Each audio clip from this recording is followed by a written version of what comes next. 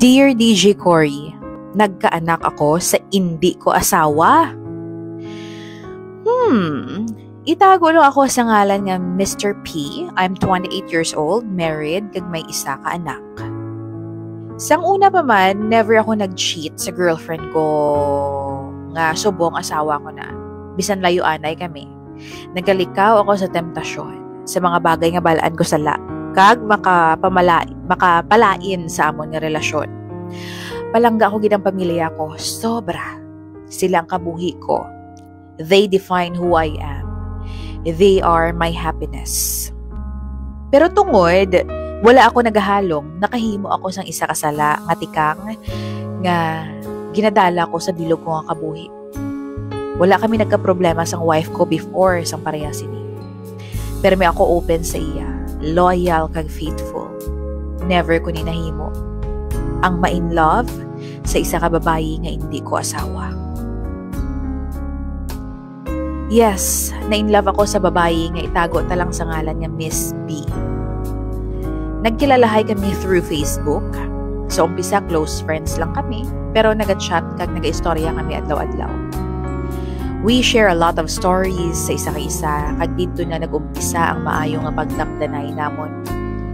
Aware ako kung ano ang dapat kag hindi dapat himuon, pero hambal ko sa kaugalingon ko, I will never cross that line. Permi ko na ginabutang sa pinsar ko. Nagligad ang mga inadlaw, kag nangin close pagit kami, asa nga nabatsyagan ko na lang sa kaugalingon ko, nga daw lain na eh. Daw lain na ang feeling ko. Gin gusto ko magpalayo, pero hindi ko mahimo. Ang gusto ko lang ang permi siya makaistorya. Naglakat pagid ang mga inadlaw kag naobserbahan ko sa kaugalingon ko nga naglain na gid ako. Permi ko siya ginapanumdom kag gusto ko permi siya makita. Sa amo to nga time nakahambal ako sa kaugalingon ko nga gago. In love na, untap na. Balaan ko man kung ano dapat himuon pero wala man kami gihapon nagkuntat. Na-confirm ko na sa kaugalingon ko nga na in love na gid man ako. Tungod kilala ko ang kaugalingon ko, ang batasan ko. Kung mag-amo ako sini, for sure, I'm in love with that girl.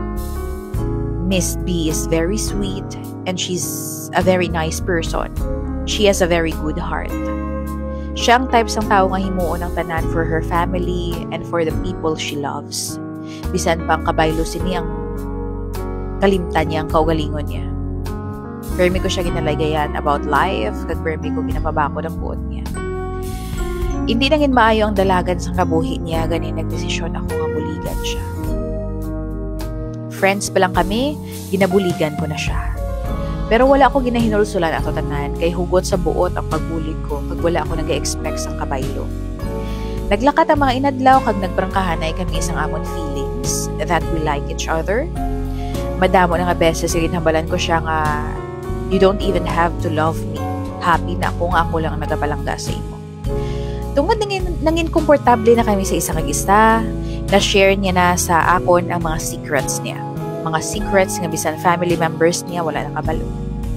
After knowing everything, I still love her. Ang gusto ko lang palanggaon siya, buligan kag alalayan para mas mangin okay ang pangabuhin niya. Wala ko kabalo kung ano kag paano natabo, pero na-in love ako sang sobra sa iya. To the point nga nalipatan ko na ang prinsipyo ko, kung ano ang mga bagay nga dapat kag hindi dapat himuon. Nagabot ng time nga nagkitaay kami kag may natabo sa amon. Hindi lang kaisa, kaduha, pila ka beses. Tapos nagka-baby kami. Yes, nagkaanak ako sa hindi ko asawa. Ara sa iyang bata kag hindi ko na pag-idetalye pa ang setup namon. Pero tungod sa natabo, mas ginpalangga ako pa siya. Kalibog ang ulo ko kung ano ang dapat ko nga himuon, pero sigurado ako sa kaugalingon ko nga palangga ko siya. At the same time, balaan ko man sa kaugalingon ko nga dapat ko nauntatan ang kagaguhan ko. Nga dapat ko siya hilwayon sa isa ka relasyon nga bisan san o hindi mangin iya. Isa ka relasyon nga bisan san o hindi siya mangin-una. Yes, I set her free. Ginhatagan ko siya sang panahon kag tsansa para makilala ang tao nga magapalangga sa iya sang buo. kag wala sang katunga. Palangga ko man siya gihapon asa subong.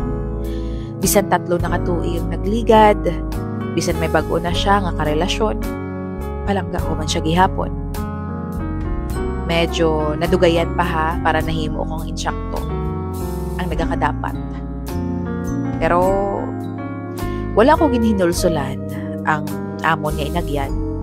Kag wala ko man ginhinulsulan ang pagbuya ko sa iya kay nakita ko kung ano siya ka malipayon subong. Miss B, kung nagapamati ka man or nagalantaw, makalapot sa imong video nga ini, sigurado ako nga ma-recognize mo ang istorya nga ini. This is our love story. I know, hindi nangin happy ang ending. I know, nasakitan ta ka when we had to let each other go. Sorry sa nahimo ko. Sorry nga nangin mahuyang ako. Nagpadala ako sa pagpalangga ko sa imo bisan balaan ko nga hindi dapat. Ginintrahan na ka. Gingamo ko ang kalibutan mo. Rason nga nasakitan ta ka. Wala na ko sang may ma-explain pa sa imo, kundi ako unang sala ko. Pero balaan mo, kabalo ako nga nabatsyagan mo kung ano ta kakapalangga, kag wala ina nagbago. Pero pareho sa ginhambal sang iban, if you love someone, set her free. Masakit para sa akon ang ilat go ka, sobra. Wala ka lang kabalo sang inagyan ko. Daw ginlikop ako sang kadulom kagasubo sang nakita ta ka nga nagahibi.